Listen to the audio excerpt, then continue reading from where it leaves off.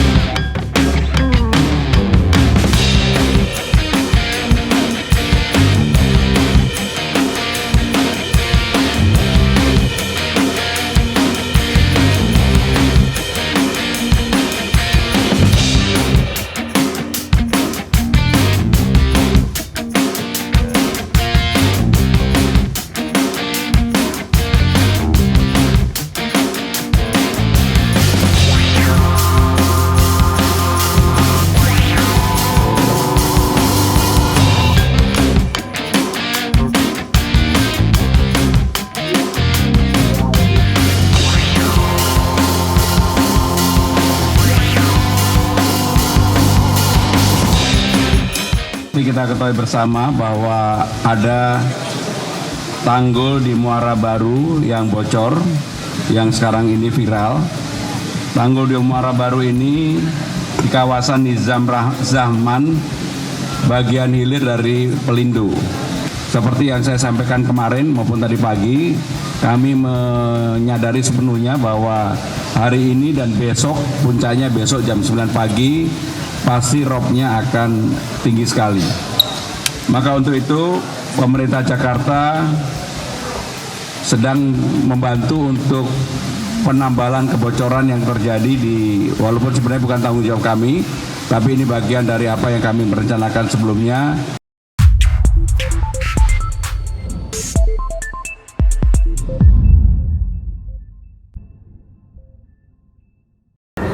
Hai kawan hukum, jumpa lagi dengan kami dari Mahakam Law Firm. Saat ini kami bersama Bang Reza, merupakan salah satu praktisi dari Mahakam Law Firm yang akan membahas tentang retaknya tanggul di Muara Baru. Oke, selamat malam Bang. Malam, Mai. Oke, baik Bang. Terkait isu yang lagi viral saat ini ya Bang, tentang retaknya tanggul Muara Baru yang katanya jika memang itu bisa retak nih akan membuat Monas tenggelam. Nah, di mana ada statement yang cukup menggelitik ya Bang ya, di mana statement tersebut menurut Pak Pramono merupakan Gubernur DKI Jakarta yang menyatakan bahwa tanggul di Muara Baru ini berada di kawasan Nizam Zaman, bagian hilir dari Pelindo. Sebenarnya menjadi tanggung jawab Pelindo. Meski begitu, pemerintah Jakarta tetap membantu penanganannya. Nah, menurut Abang bagaimana menanggapi statement tersebut? Oke, baik. Pertama, Pak Gubernur ini berbicara seperti itu tentu bukan tanpa dasar ya. Meskipun sebenarnya kalau dilihat secara historis, tanggul itu dibuat tahun 2014 atau 2015, yang membuat itu memang DKI. Cuman secara operasional itu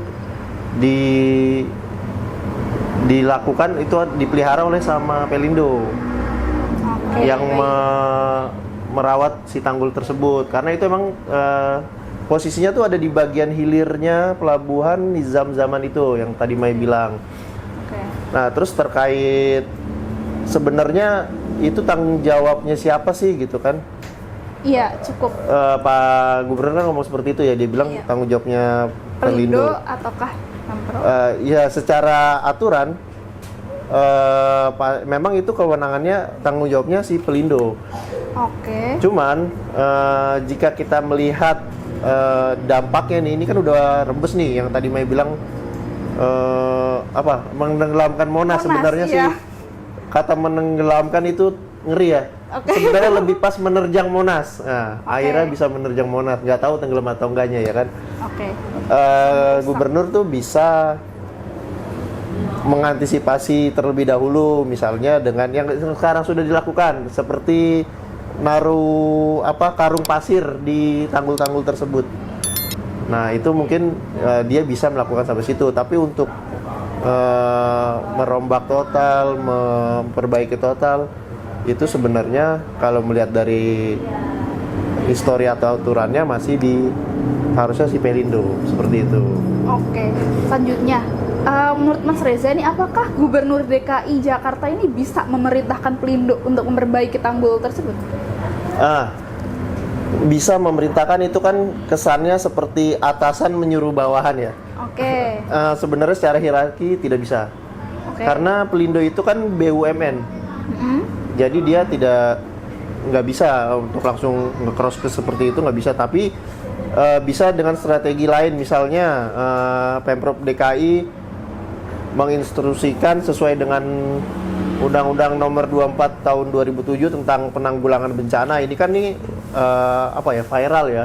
Iya. Dia cukup bisa viral sedikit memaksa untuk Pelindo agar segera memperbaiki tanggul tersebut, atau gerakan sektor instansi seperti dia seorang gubernur kan bisa meminta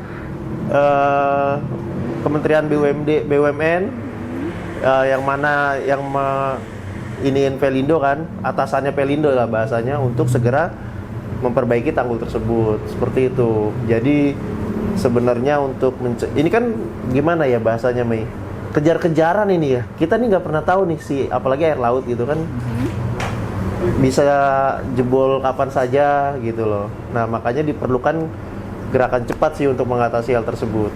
Oke, jadi butuh ada komunikasi ya, harus ada tata administratifnya gitu ya, dari siapa ke siapa gitu, harus ini langsung ya. Ya, secara bisnis mungkin Pelindo akan bergerak sesuai ranahnya mereka ya, secara bisnis. Tentunya kan penanggulangan tanggul itu kan membutuhkan biaya, membutuhkan perencanaan, membutuhkan arsitek-arsitek dan sebagainya. Dan secara pemerintahan dan hajat hidup orang banyak, tentu gubernur juga memikirkan hal tersebut. Semuanya sebenarnya kalau dijalankan sesuai dengan tupoksinya masing-masing, seharusnya ini bisa segera diatasi.